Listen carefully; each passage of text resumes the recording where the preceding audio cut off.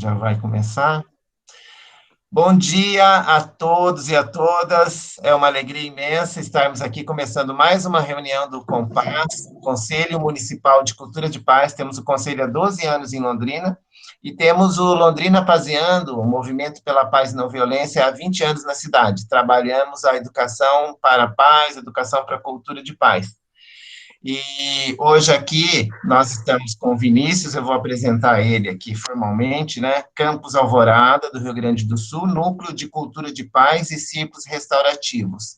Vinícius Lima Lousada, do Instituto Federal do Rio Grande do Sul. Campus Alvorada e Núcleo de Cultura de Paz. A gente está fazendo aqui várias lives que nós chamamos Série NEP, Núcleo de Estudos para a Paz. Nós convidamos o Ney Alberto Salles, depois veio a Jéssica Parisotto, do Ecopaz de Guaporé. Semana passada veio o Samuel de Jesus Pereira, do Núcleo Nelson Mandela de São Paulo, hoje o Vinícius, e o próximo é a Kelma Socorro Lopes de Matos, ela é da Universidade Federal do Ceará. Inclusive, a semana que vem, ela vai falar das 9 às 10h30, e das 10h30 às 11h, então, nós vamos fazer oficialmente, formalmente, né, o lançamento do NEP Londrina, Núcleo de Estudos para a Paz da cidade de Londrina. Nós já temos várias instituições aqui de ensino superior que já deram esse apoio, estão junto com a gente, e aí a gente vai fazer esse evento a semana que vem. Aí, Vinícius, está convidado, se puder, né, aparecer aí, nem que não der para ser a palestra da Kelma, mas no horário a gente agradece muito. Então, nós vamos dar início, eu vou passar a palavra ao Vinícius, ele vai fazer aí um relato do núcleo lá no Rio Grande do Sul, e depois nós vamos abrir para as pessoas poderem fazer as suas perguntas e seus comentários, aí a gente partir para esse diálogo com ele. Vinícius, muito obrigado por aceitar o convite, né? Prontamente ele aceitou o convite, muito obrigado por estar com a gente hoje. Vamos lá. Eu que agradeço, Cláudio, a oportunidade de estar com vocês e essa experiência de 20 anos que vocês têm acumulado, a gente quer aproveitar e ouvi-los, né? Então, nós vamos fazer aqui uma fala inicial, depois vamos ter abertura para o diálogo. É uma honra, então, estar aqui com vocês nessa luta saudável que é da construção da cultura de paz numa sociedade como a nossa, que tem uma trajetória demarcada pela cultura da violência, do ódio como política, da intolerância, mas que nesse processo guarda possibilidades de transformação, né? Eu lembro sempre do Paulo Freire, que nas brechas das contradições é que se encontram as possibilidades de transformação desse tipo de ordem vigente, que desumaniza a milhões de criaturas e a todos nós e os nossos ambientes de convivência. O que eu vou fazer aqui é uma breve fala sobre o nosso núcleo de cultura de paz do Instituto Federal Rio Grande do Sul, Campus Alvorada, um campus situado na periferia da região metropolitana, na periferia de Alvorada, e que é uma instituição que tem no seu DNA o ensino médio integrado aos cursos técnicos profissionalizantes, a atuação no ensino superior de caráter tecnológico, e no nosso caso do campus, também nós temos uma licenciatura em pedagogia, que começou no ano passado, e estamos aí nessa luta com todos os nossos cursos no processo da pandemia também, que mudou radicalmente a vida de todos nós, e que nos lembra da nossa interdependência e da fragilidade humana. E depois, mais ao final da minha fala, eu vou relembrar aqui alguns pressupostos básicos dos ciclos restaurativos, conforme a Keipranes, que eu entendo que são princípios que vale a pena a gente lembrar para nutrir a nossa utopia e essa resistência pacífica ao que a cultura de ódio procura nos impor. Eu vou falar para deixar registrado aqui, Luiz, porque aí fica aqui para a história de vocês também. Nós há pouco sofremos um ataque virtual que demonstra a manifestação concreta do desejo de interdição ao diálogo de pessoas que cultivam posicionamentos extremistas num mundo que, mais do que nunca, precisa de lideranças restaurativas e cidadãos que se permitam, apostem permanentemente no diálogo. Então, mas a gente prossegue. Pois bem, eu vou puxar aqui a minha apresentação. Espera aí que eu até entrei aqui no lugar errado. Desculpe. Vamos lá aqui. Fica tranquilo, tá tudo certo.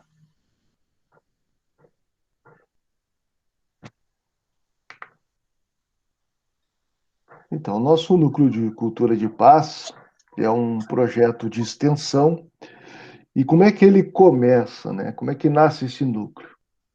Em 2019, nós iniciamos no Campus Alvorada o núcleo, através, inicialmente, de 3 servidores da instituição. A nossa colega Suzane, Cataline e eu.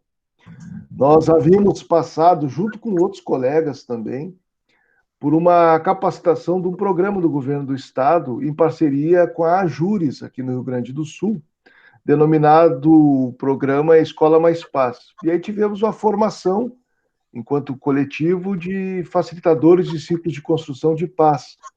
Essa formação foi para todo o território de Alvorada e ela aconteceu numa parceria do campus com esse projeto. O campus acolheu, né, como é costume do campus Alvorada, acolher as iniciativas que dizem respeito também às suas finalidades e que trazem transformações positivas para a comunidade do território. A partir disso, nós constituímos o que se chamava à época o núcleo de referência em prática restaurativa, dentro da perspectiva do programa. E a nossa intenção, então, era desenvolver ciclos restaurativos na medida em que fossem solicitados, mas, sobretudo, disseminar a cultura de paz através dos ciclos de construção de paz. Com o tempo, aí chegamos em 2020, então vocês vejam que o nosso núcleo é um bebezinho, né? Nós resolvemos modificar um pouco a nomenclatura para dar maior entendimento do sentido desse núcleo e da amplitude mesmo dele, no que diz respeito à temática da cultura de paz. A gente entendeu que comunicava melhor, primeiro, aí se integraram outros colegas, como a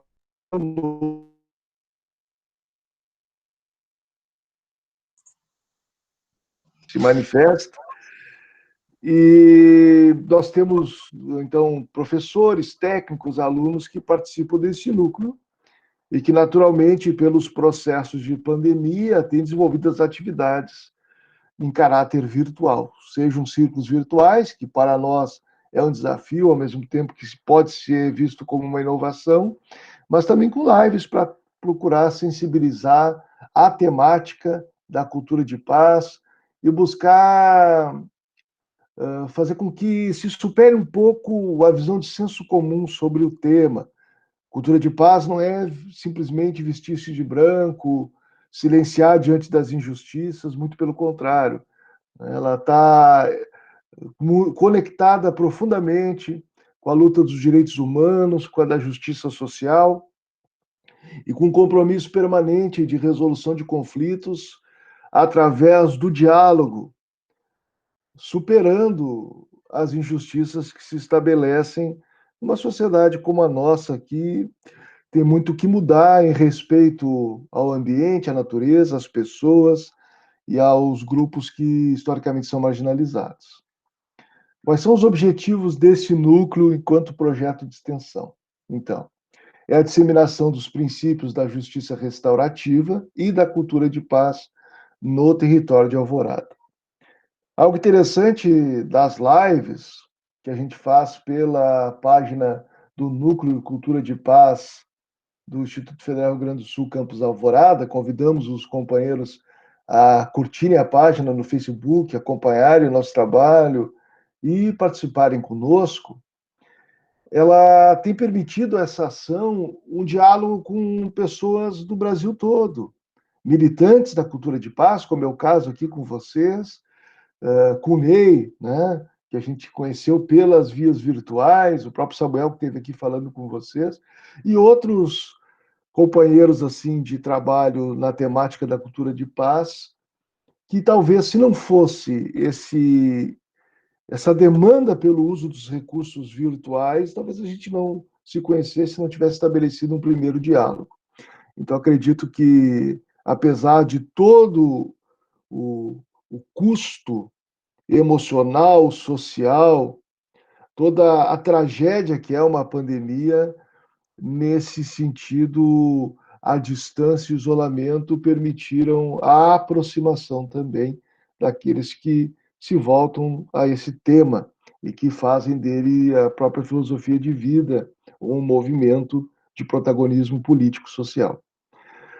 Nosso objetivo também é desenvolver um grupo de estudos. A gente ainda não conseguiu sistematizar esse grupo de estudos. Então, os estudos têm ocorrido mesmo a partir das temáticas abordadas por companheiros de várias instituições nas nossas lives. Nós já tivemos lives que falaram sobre meditação. Nós vamos ter uma live quinta-feira às 17 horas sobre ecologia profunda e cultura de paz. Provavelmente vamos ter, isso ainda não pude trazer para o grupo para a gente dialogar, porque foi uma conversa informal no primeiro momento, alguém falando sobre ética, libertação animal e cultura de paz. Já falamos sobre comunicação não violenta, e aí nós vamos tentando, nesse grande escopo de ações de cultura de paz, estabelecer diálogo sobre essas temáticas, a fim de que elas possam sensibilizar a coletividade e deixar de ser uma externalidade na nossa sociedade, no currículo escolar, na visão de mundo propalado em várias instâncias sociais, inclusive na academia, que é o nosso espaço de atuação, no sentido que nós estamos ali numa instituição federal de ensino, que é o Campus Alvorada. E também a nossa intenção é manter uma realização periódica de ciclos, sejam eles restaurativos, quando demandados por algum conflito, mas especialmente no campo da prevenção e da difusão daquilo que a gente pode chamar de temáticas pertinentes ao paradigma restaurativo. E aí é sempre bom a gente ir nas nossas referências teóricas para que a gente não fragilize o campo da justiça restaurativa e da cultura de paz, fazendo delas uma panaceia ou um espaço que tudo cabe. Tudo cabe desde que atenda uma perspectiva mínima, um consenso mínimo, alguns critérios, para que a gente não transforme cultura de paz algo que fuja da sua finalidade, nem tampouco a justiça restaurativa possa ser confundida com visões de mundo que, na verdade, não restauram, não transformam as circunstâncias de conflito, mas apaziguam, silenciam e tomam, sequestram das pessoas o protagonismo no campo dos seus conflitos. Então, lembrando o Howard Zer, a justiça restaurativa é um processo que procura envolver, tanto quanto possível, todos aqueles que têm interesse em uma determinada ofensa, e nós podemos dizer, ou em determinado conflito. Num processo que coletivamente identifica, trata danos, necessidades e obrigações. Os três pilares aqui da perspectiva da justiça restaurativa. Os danos aos indivíduos e à comunidade, as necessidades dos indivíduos da comunidade, as obrigações dos indivíduos da comunidade. Porque os conflitos não são só entre os litigantes, diríamos assim, mas o conflito é o iceberg, é a ponta do iceberg, como se costuma dizer, de questões mais enraizadas na nossa cultura. Por exemplo, a gente compreende que a violência ela é estrutural e nós conversávamos antes de começar esse diálogo, que inclusive está internalizada na nossa linguagem. E o Luiz Cláudio lembrava aqui o quanto de belicismo tem nas nossas palavras, e é naturalizado isso.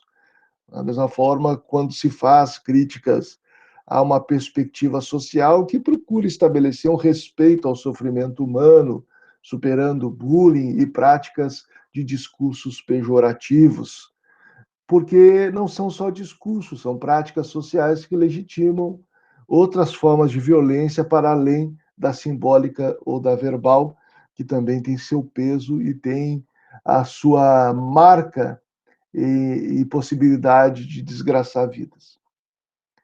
Também eu queria lembrar aqui que quando a gente fala o que é que a gente está falando quando fala de círculos restaurativos ou círculos de construção de paz.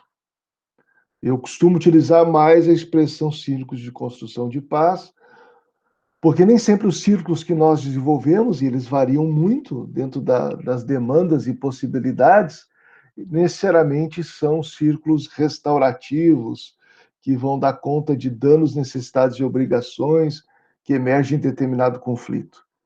No nosso caso, a gente trabalha muito mais com círculos naquela variável que a Kay Prani chama, naquela variante que é círculos de diálogo.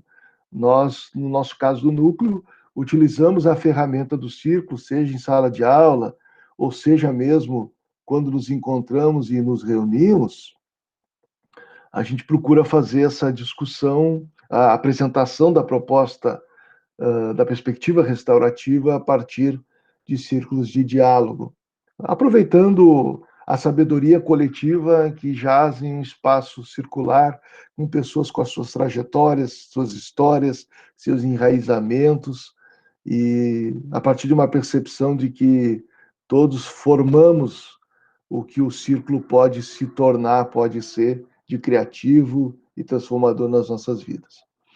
A Kay Pranes e a Boyce Watson vai dizer o seguinte: o círculo é um processo estruturado para organizar a comunicação em grupo. E aí eu vou lembrar o diálogo freiriano. O diálogo como encontro de indivíduos numa relação horizontal, sem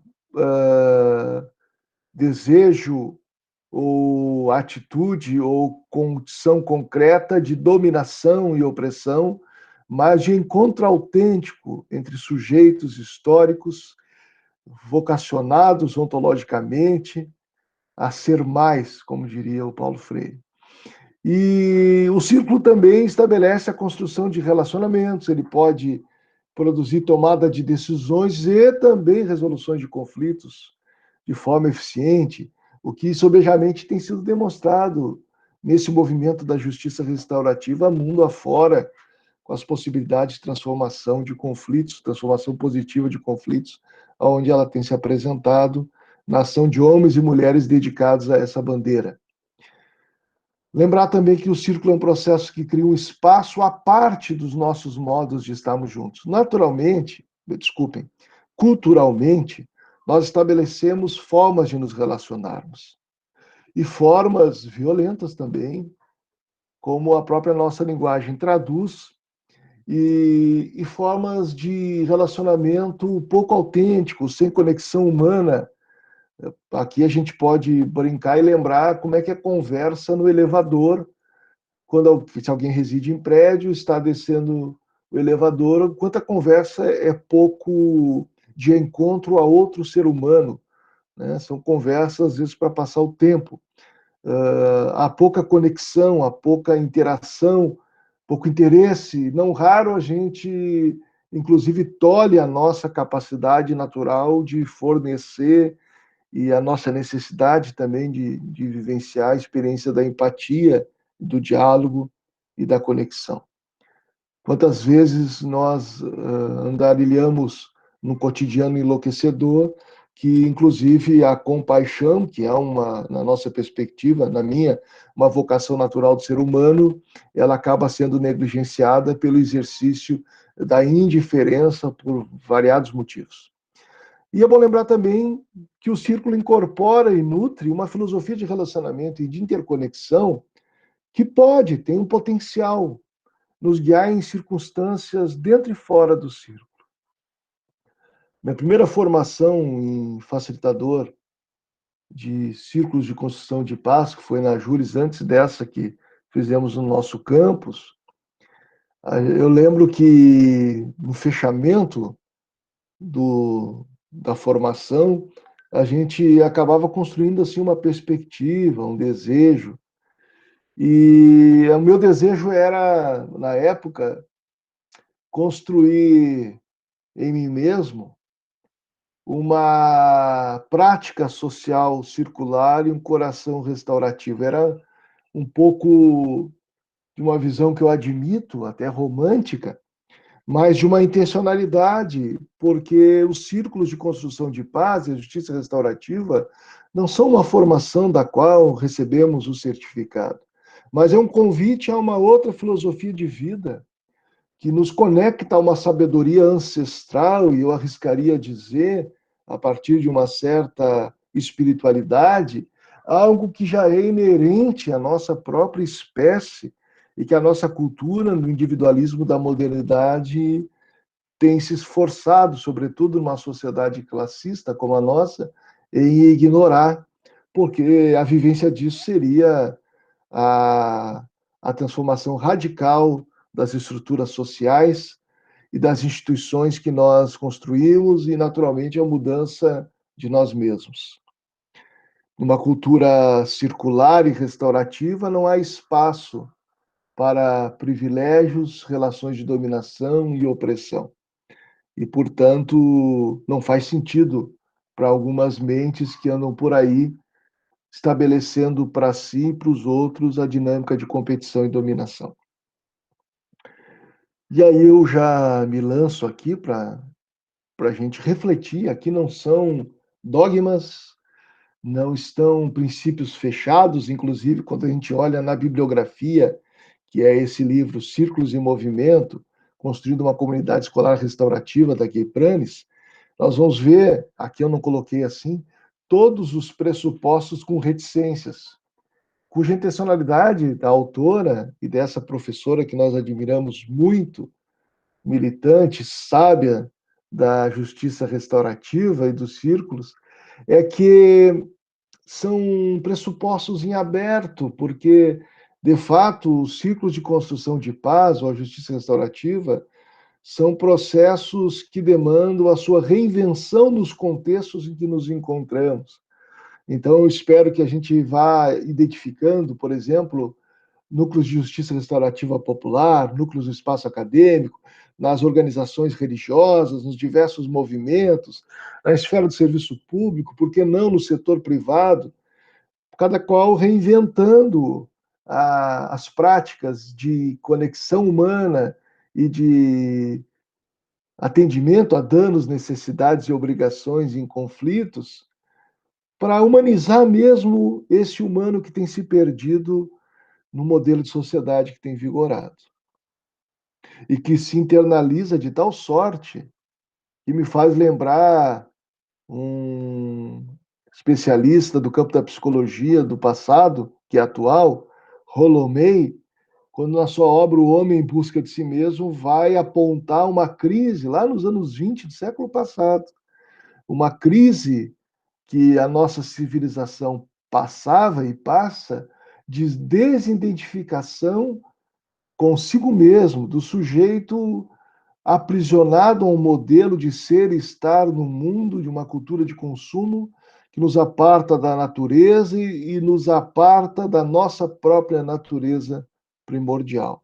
E que produz, portanto, uma neurotização, processos absurdos de ansiedade individual e coletiva, e não é à toa que alguns especialistas vão apontar a depressão como uma doença epidêmica no século que vivemos. O primeiro pressuposto é essa visão do ser humano, do verdadeiro eu, onde cada um é bom, sábio e poderoso. É uma perspectiva que enxerga o sujeito na sua integralidade e na sua vocação ontológica de agir de maneira justa, de utilizar-se de uma sabedoria ancestral que está na trajetória da nossa espécie, da nossa sociedade, que está presente nas tradições religiosas, que está subjacente nos princípios dos direitos humanos, na nossa Constituição, na inclusive nas finalidades das instituições que se ocupam do bem comum e que dizem respeito também ao nosso anseio, enquanto seres humanos, de vivermos com sabedoria, generosidade e com a nossa potencialidade respeitada, de sorte que todos possamos nos empoderar e protagonizar a nossa história em espaços de convivência respeitosa.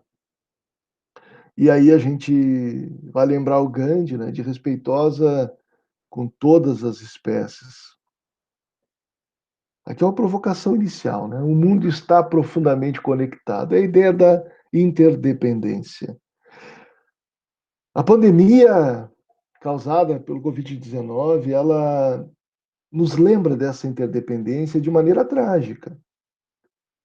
De maneira trágica. Uma pandemia global, uma crise planetária, uma crise de paradigma que aponta o modo com que a sociedade, o capital, vem lidando com a natureza, afetando sobejamente a vida de todos nós, mas que é claro que essa tragédia é diferente, é mais grave, mais aguda entre os mais pobres, embora afete a todos nós. Há uma interdependência, mas ela não nega a injustiça social. A interdependência é um convite para, numa visão local, não perder de vista o global, como lembram aqueles há muito tempo que militam na causa ambientalista. E aí nós já temos várias provocações. Eu não sou especialista na área, a gente aprende dos outros, o quanto, inclusive, o modo da gente produzir a nossa alimentação de origem animal tem sido uma forma nefasta de consumo dos recursos naturais do planeta, além do sofrimento causado para os próprios bichos, e que é uma forma contemporânea, legitimada pela sociedade de consumo, de produção de violência também. Então, todos estamos conectados, o sofrimento causado para uns é sofrimento causado para nós, de alguma forma, somos afetados. Do mesmo modo com que o empoderamento, a possibilidade de viver em plenitude junto àqueles que mais sofrem, construída na perspectiva de justiça social, também humaniza a todos nós. O outro pressuposto é que todos os seres humanos têm um desejo profundo de estar em um bom relacionamento. Nenhum de nós acordou hoje pela manhã, lembrando desse nosso compromisso, e pensou assim: tomara que o diálogo seja péssimo, tomara que nada dê certo, tomara que o meu trabalho hoje a gente não consiga conversar e resolver determinada questão. Nós todos almejamos relacionamentos saudáveis, criativos, transformadores, relacionamentos em que seja possível amar e ser amado. É uma aspiração natural, desde que não estejamos fragilizados em nossa psique por conta da cultura de violência, que pode nos conduzir a um desvio, vou usar essa expressão, por falta de outra, daquilo que realmente todos queremos, que é ser amado e amado. Também a visão restaurativa, a visão dos círculos, nos seus pressupostos básicos, tem essa premissa. Todos os seres humanos têm talentos e cada um é necessário pelo que traz. Cada um é necessário pelo que traz. Todos temos condições de contribuir, somar e construir relacionamentos que estabeleçam possibilidades profundamente transformadoras para todos os indivíduos e que permitam outras formas de relacionamento, outras formas de ser e estar uns com os outros. Há uma aposta aqui, ou freudianamente eu diria, há uma esperança no ser humano. Também o pressuposto aqui nos chama a fugir do discurso da escassez. A gente, numa sociedade neurótica e de consumo, aprende que sempre falta algo. Eu preciso aprender, eu preciso desenvolver, eu preciso, quase que neuroticamente. É claro que a gente, enquanto ser humano, é aprendente o tempo todo. Mas tudo que precisamos para fazer mudanças positivas já está aqui.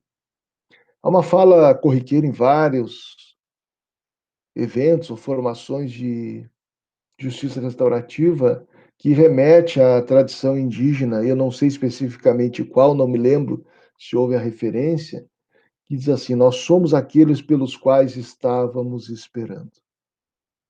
Nós precisamos nos libertar de que a cura para a violência está fora de nós, está nos outros. Ela está na nossa atuação no momento presente, que é uma dádiva. Também lembra-nos os pressupostos que nós somos seres holísticos, somos seres numa totalidade, numa integralidade, e que não podemos servir somente do paradigma racional e economicista, sob pena de sequelarmos o ser humano e não darmos conta das suas demandas mais profundas nas nossas instituições. E, por fim, Kepler nos lembra que nós precisamos de práticas para criar hábitos e viver a partir do nosso eu verdadeiro. Nós acreditamos que os círculos são práticas que nos ensinam a vivenciar o eu verdadeiro, espaços como esse também, do comitê de vocês, esse espaço de diálogo. Quanto mais nós pudermos fazer circular possibilidades de encontro autêntico entre as pessoas, nós estaremos aprendendo dessa pedagogia restaurativa, dessa pedagogia da paz, que é essencialmente dialógica. Então, a minha provocação inicial, meus caros, é essa, e a gente fica disponível para o diálogo.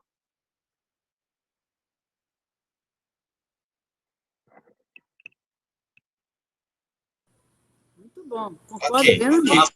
vamos abrir para... Lilian, você abriu o microfone. Vamos abrir, então, para as perguntas de todos vocês, né? E eu vou fazer aqui por ordem alfabética. Vou fazer ela por ordem alfabética. Então, o primeiro aqui é o chat. Eu registrar que a professora Thelma do Ceará está presente, vai nos convidar da semana que vem para que venha reunião com a gente também. Charleston, você vai fazer um comentário, uma pergunta para o professor? Antes do Charleston abrir o microfone. Oi. Antes do Charleston abrir o microfone, essa questão do senso comum, né? É muito importante isso, né? Porque colocar tudo como cultura de paz. E nós precisamos trabalhar essa diferenciação do senso comum de que é possível que todos possamos compreender o que é uma cultura de paz e implementarmos elas no dia a dia. Então, esse lado, né, entre senso comum e cada um entender e compreender o que é uma cultura de paz e colocar no seu dia a dia, é muito importante esse equilíbrio aí. Bom, se o Charleston não abrir o microfone, a Daniela é a próxima. Depois é o Felipe, depois é a Justina. Vai lá, Daniela. Vamos lá. Muito bom, Vinícius. Muito obrigada pelas reflexões, pelas contribuições. Sempre bom fazer esse diálogo aí em regiões tão diferentes, num tema tão próximo, muito próximo da gente, né? Isso é maravilhoso. E você me fez lembrar de um material, Vinícius, que eu usei no meu TCC há 20 anos atrás, que foi o Rolomei, no livro O Homem à Procura de Si Mesmo. Junto com ele, outros materiais, mas falei, puxa vida, vou ter que buscar esse livro aí, porque quem não leu, leia, é fantástico, ele é profundo, ele é um autor não tão contemporâneo, né? Ele já tem aí um tempinho de caminhada, mas você fez uma conexão que há 20 anos atrás eu não teria feito e não fiz, mas você deu sentido a tudo que eu pensava na época. Para mim, a palavra e a frase que ficou, e aí me corrija, porque eu até escrevi, quero levar isso adiante. Nós somos aqueles pelos quais estávamos esperando. É isso? Nós somos aqueles pelos quais estávamos esperando.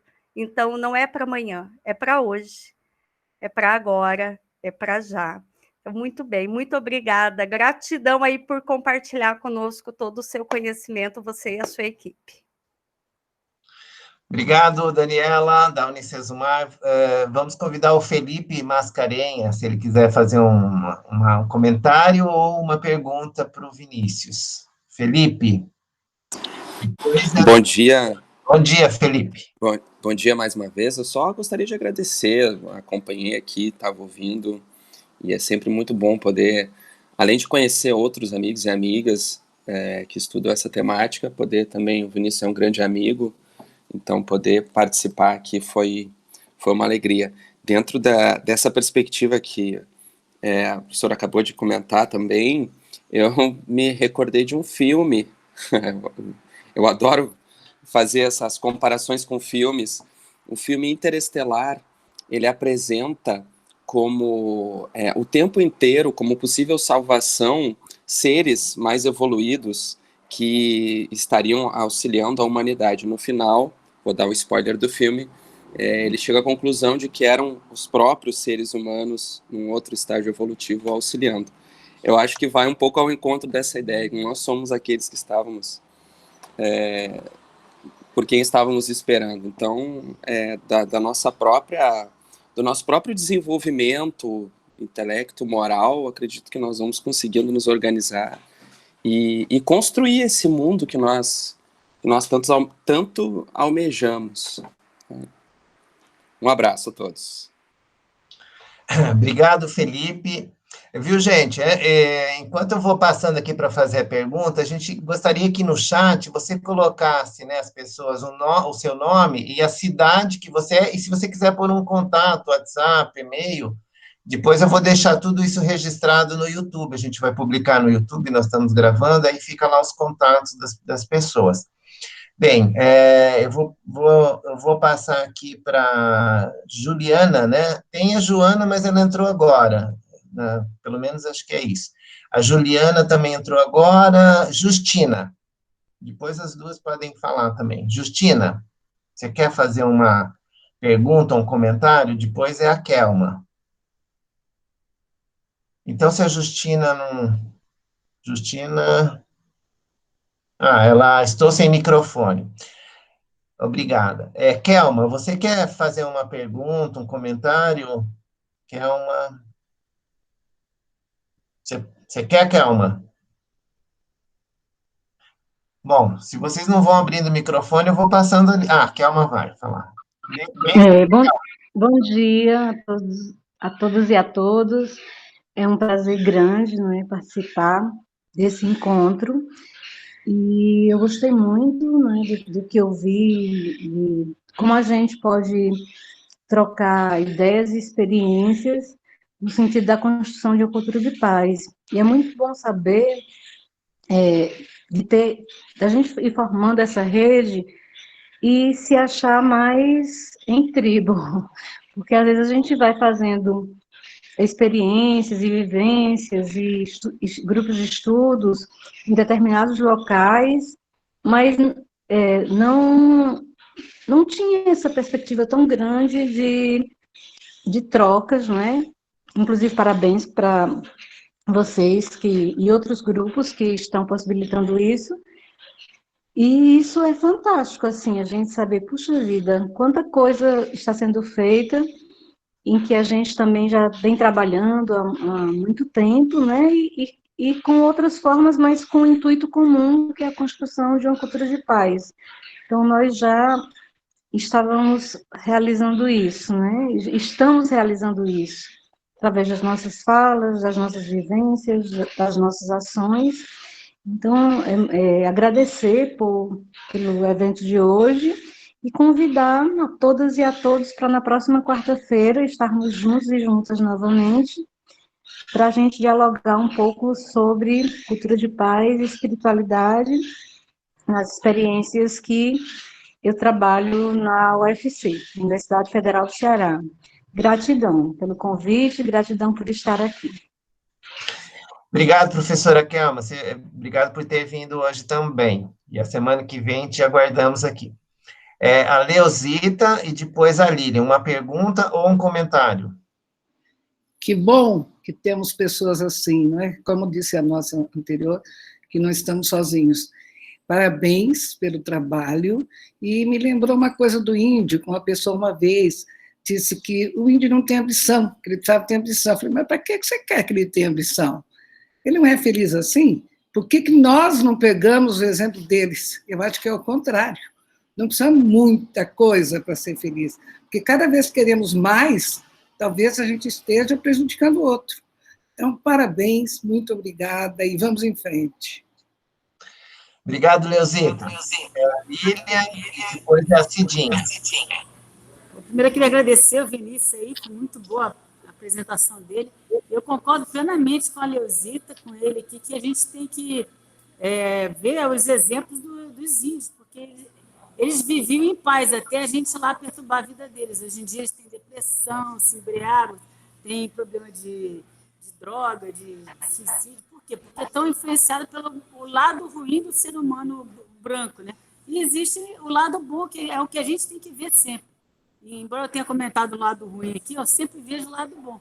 Então, vamos tomar exemplo dos índios, das pessoas que têm ideia de paz, de construção, que é assim que esse negócio vai para frente. Daí que a gente tenha cada vez mais diálogo e mais pessoas participando desse tipo de reunião para ver o lado positivo da vida. Muito obrigada e vamos até quarta-feira que vem, se Deus quiser. Um abração para todos. Obrigado, Lilian. Vamos passar para a Cidinha. Professor Vinícius, muito obrigado por ter aceito o nosso convite, obrigado por ter compartilhado sua experiência e seu conhecimento, e muito agradável também ouvi-lo falando. Obrigado. Obrigado, Cidinha. Vamos passar para a Neuza Napo. Neuza, você vai fazer uma fala com a gente, uma pergunta, um comentário? Vai lá. Oi lá. Não, eu só queria agradecer, viu? E eu saí um pouquinho, eu perdi um pedacinho, mas eu vou ver, ainda está gravado, eu vou ver lá. Mas eu gostei já, assim, daquilo que eu pude apreciar. Eu acho, nossa, eu acho que nós estamos caminhando assim, de uma forma muito boa. E, como dizemos aí, vamos em frente, vamos tocar o barco. Tá? Muito obrigada, viu, Vinícius? Tá? Fica com Deus. Obrigado, Neuza. Vamos passar para a Samanta, depois a Silvia Liberatori. Samanta Vieira. Samanta Vieira, você vai fazer uma pergunta, uma fala? Ah, estou sem microfone. Ela é da UEL, ela é conselheira e representante da Universidade Estadual de Londrina aqui no Conselho. A Silvia, então. Silvia. Opa, estou aqui. Vai lá. Ótimo, muito bom. Realmente, como já disseram antes, estar junto com as pessoas, né, que não estão próximas fisicamente, com um grande ganho desta pandemia, né? De tudo a gente aprende. E aprende com as culturas ancestrais bastante também. Muito, muito, muito, muito. Tenho sangue índio, então eu gosto muito. Embora tivesse uns canibais no caminho, mas tudo bem, vamos em frente. Professor, foi muito bom e, como disse a Cidinha, muito agradável, inclusive, ouvi-lo. Sabe? Acho que a gente precisa de mais reflexões e pessoas como o senhor. Estamos ganhando a cada dia. Ótimo. É a batalha do bem, não é verdade? Agora eu peço muito, muito, muito a todos aqui, os participantes, que nos enviem também as ações que inspiram, as coisas, além da nossa fala, dos nossos estudos, também aquelas coisas que acontecem em volta, que são boas e que podem inspirar outros. Né? Uma das ações do Londrina Paziando foi a criação do site Mídia de Paz Paraná.org.br. É só isso, tudo junto. Mídia de Paz Paraná.org.br, onde a gente tenta colocar o máximo de ações que nos chegam, né? de pessoas que têm uma iniciativa, sabe? Às vezes um texto sobre alguma experiência mesmo, né? Por exemplo, agora um dos últimos sobre a ética que a gente aprende por exemplos, né? Não é por discurso. Né? Então, por favor, colaborem para a gente poder girar mais, porque reclamar da mídia a gente reclama porque realmente é problemático, né? Mas cabe a nós selecionar também aquilo que nos chega. Então, eu peço e já agradeço, né, Luiz? Mais um dos esforços que o nosso líder aqui, Luiz, implantou, e vamos em frente. Tá? Por hoje, muito grata e muita esperança, muito trabalho pela frente. Nos vemos na próxima semana. Obrigado, Silvia, nossa editora do site Mídias de Paz. A Juliana Faria e depois a Justina, vocês gostariam de fazer uma pergunta, um comentário? Se vocês quiserem, então, Juliana e depois a Justina. Vai lá, Bom dia, Juliana. pessoal.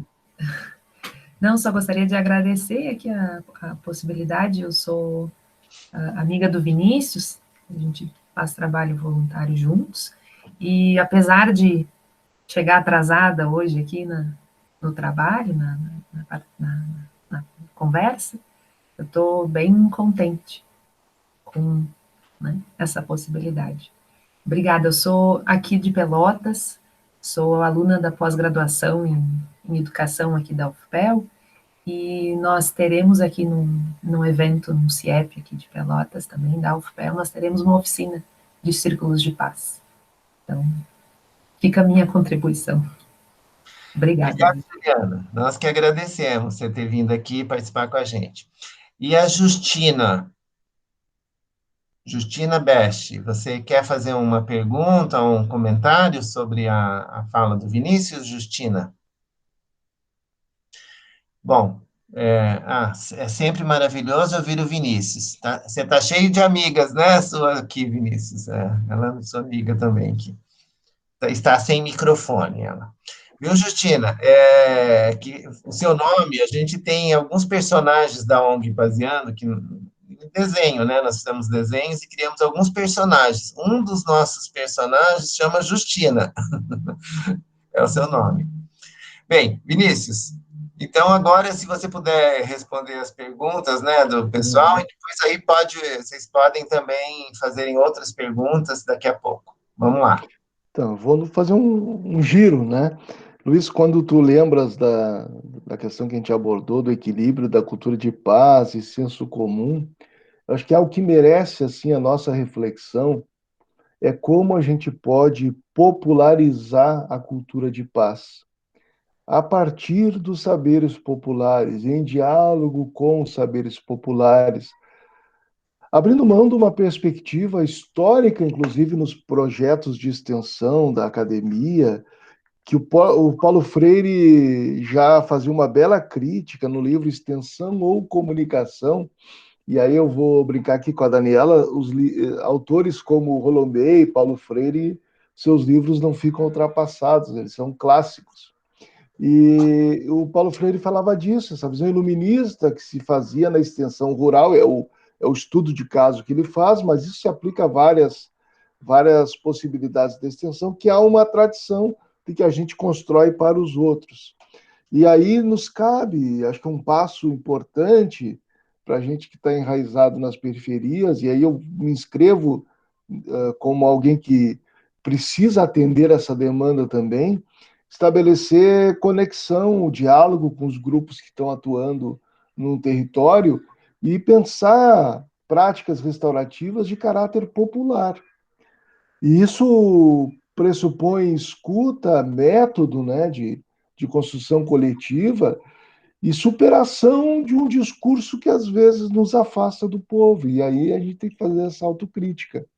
A gente precisa aproveitar que o saber dessa área pode, como todo saber, se tornar senso comum também.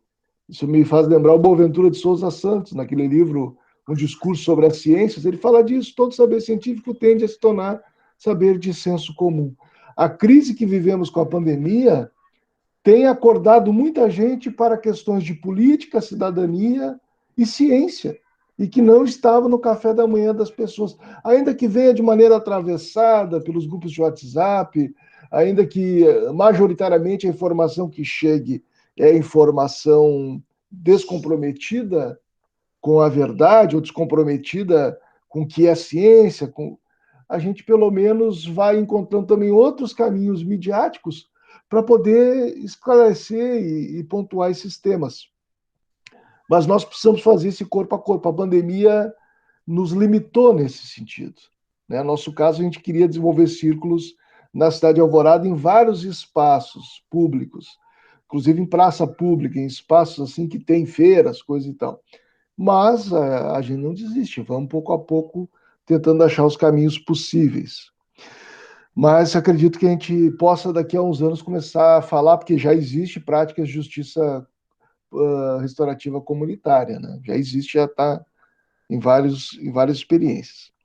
Então, já acabei referindo aqui um pouco a fala da Daniela, porque o que acontece? A gente vai encontrando na cultura de paz um convite a perceber as conexões entre tendências, autores, militâncias, e, sobretudo, nessa perspectiva de elaborar convergências, né?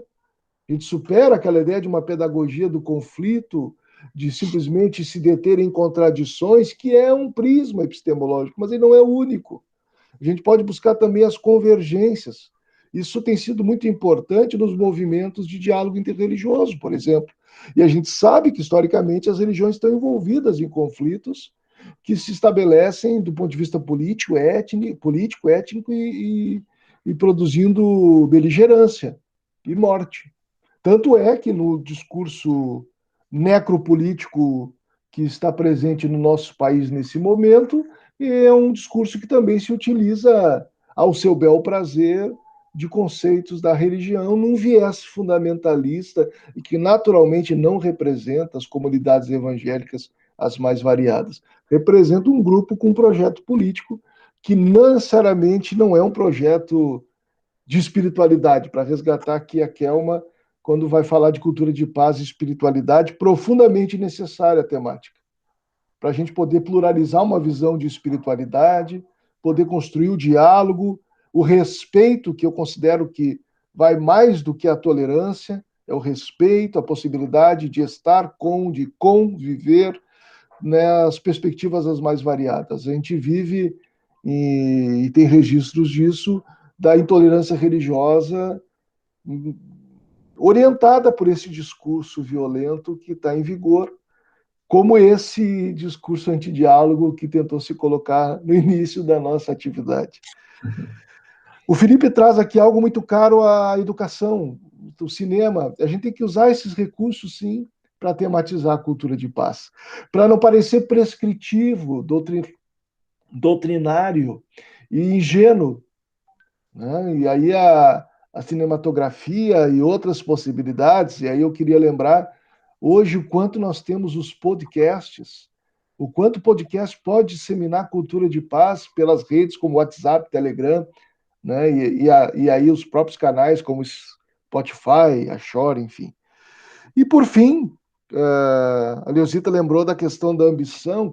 Curiosamente, eu estou desenvolvendo uma disciplina que é parte dela, ela está sendo apresentada agora como à distância em função da pandemia, que eu estou convidando os alunos do ensino médio a ler a Ailton Krenak.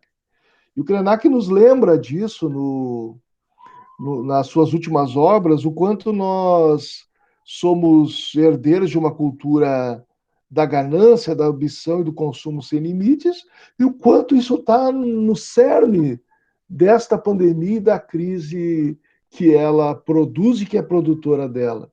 E que nós temos que aprender essa sabedoria do saber viver dos povos tradicionais, sim.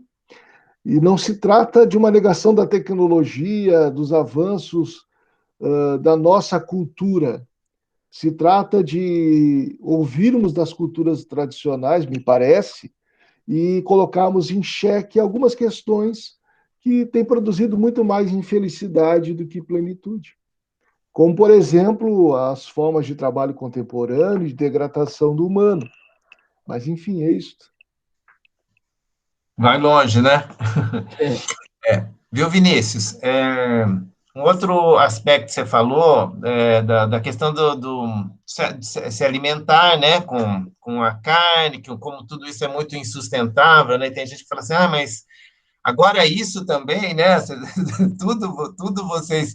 Mas é o que nós precisamos questionar. Nós estamos com 7 bilhões de pessoas, né? Nós somos... Se a gente olhar para o planeta, nós não somos o único do planeta. Na verdade, nós somos uma espécie, a espécie humana, né? Nós temos diversidade enorme de vida. O fato de a gente ter crescido, né, e as projeções são que a gente cresça mais, né, nós geramos desequilíbrio para o planeta, tudo isso.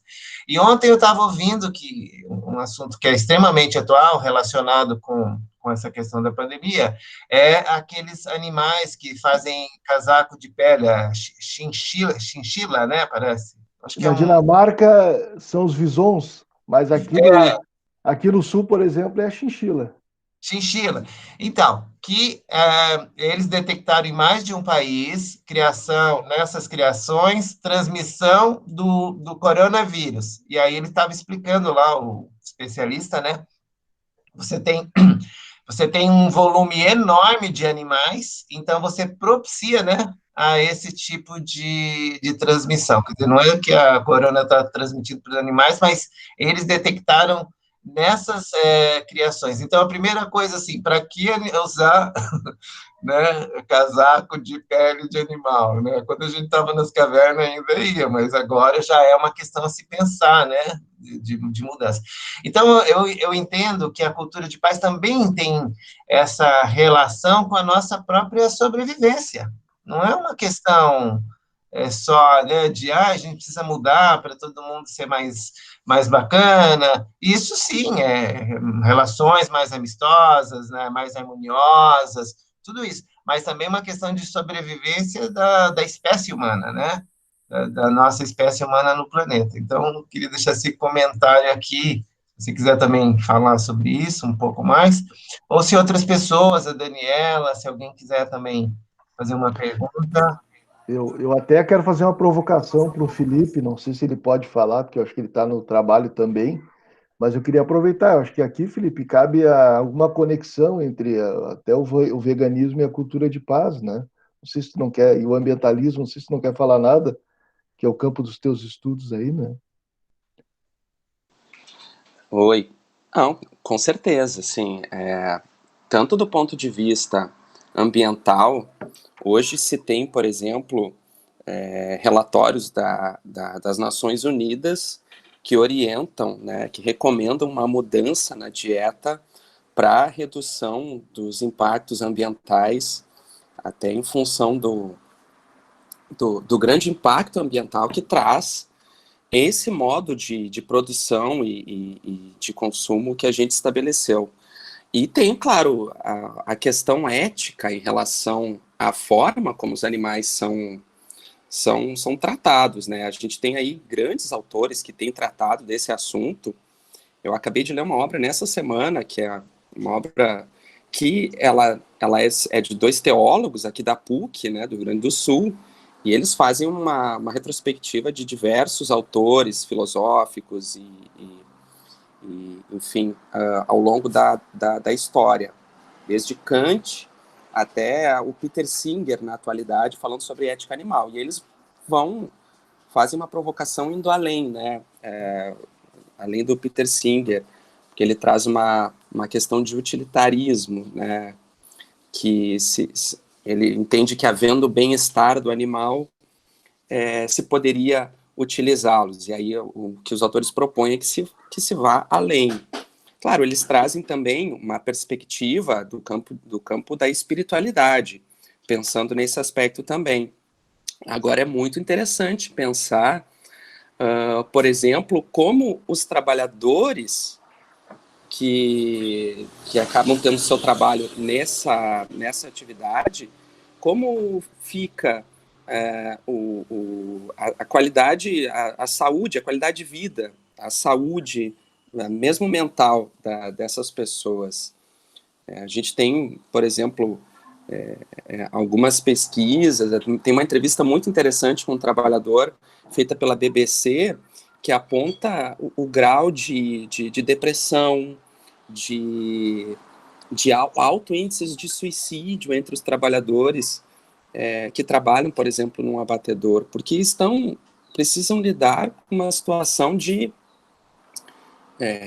de uma violência constante ali, todos os dias, de forma que a sua prática diária acaba sendo a convivência com essa situação.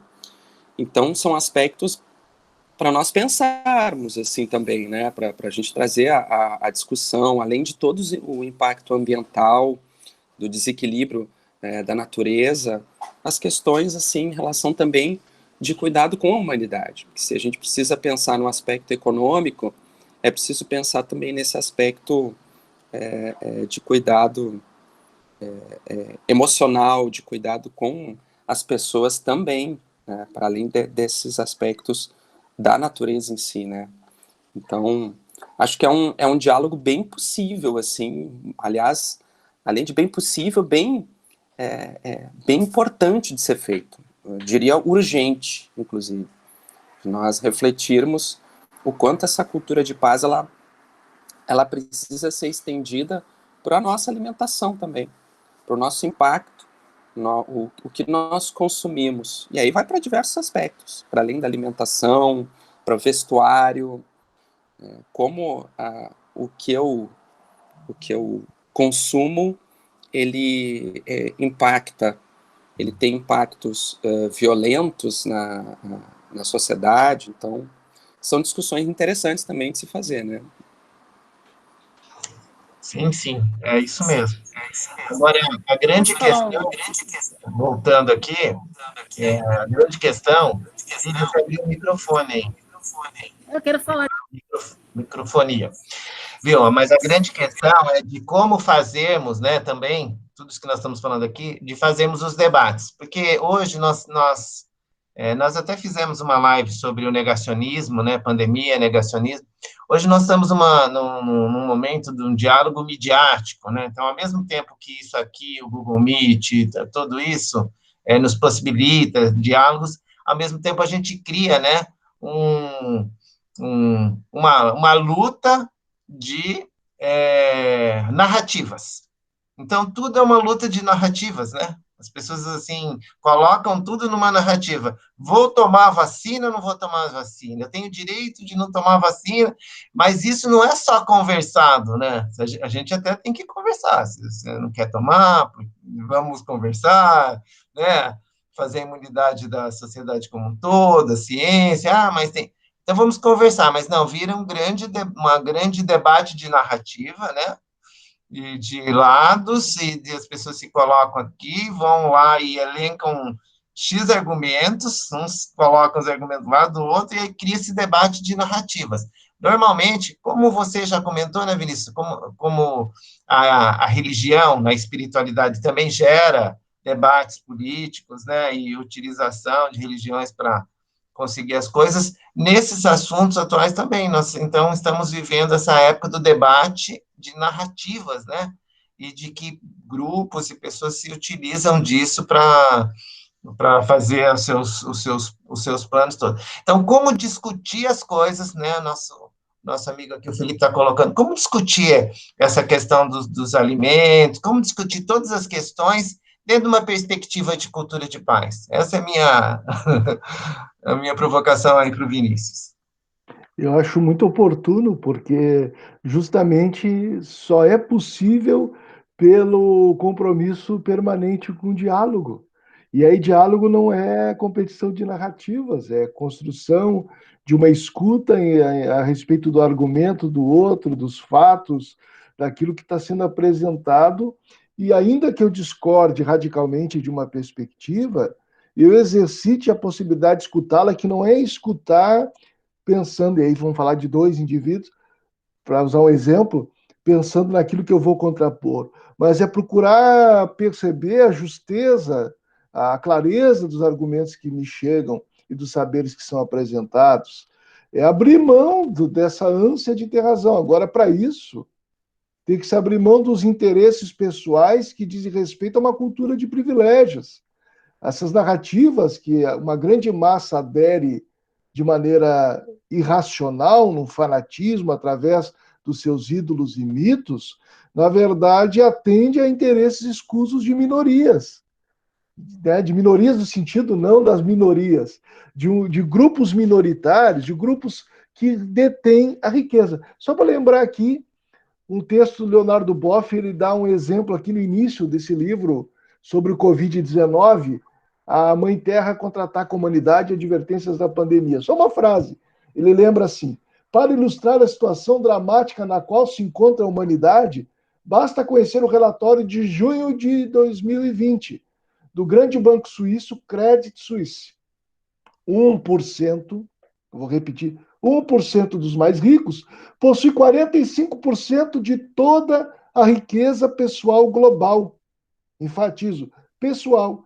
Os 50% mais pobres ficam com menos de 1% dessa riqueza toda. Olha a contradição. Então, a disputa de narrativa está a serviço da manutenção desse 1% mais rico. E a gente precisa se enxergar como humanidade, quando tu lembravas, de uma pertença comum, e não perder de vista o direito das outras espécies ou da natureza, que, de certa forma, se identificado, nos conduz talvez ao que há de mais nobre na nossa humanidade. Eu lembro que a Lilian queria falar alguma coisa, né? Eu encerro aqui a minha. Licença. É o seguinte, que uma vez eu estava em Porto Seguro e tinha lá no museu, lá tinha uma coisa bem interessante. Era um índio, não sei se eu já comentei isso aqui, mas é interessante, tem pessoas aqui que não estavam no dia. O índio estava vendo o embarque de vários navios cheios de pau-brasil, né?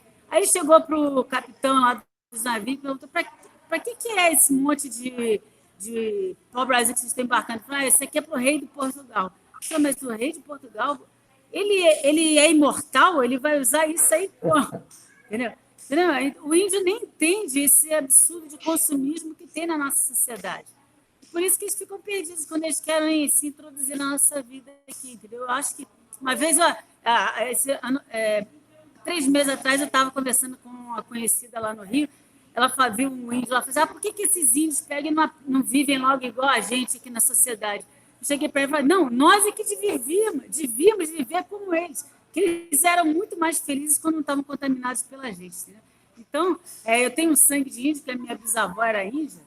Infelizmente, ela foi casar com um espanhol, deu uma zebra danada, né? Mas eu tenho esse sangue bom dos índios. Então, não sei se é por causa disso, mas eu tenho muito essa visão da natureza.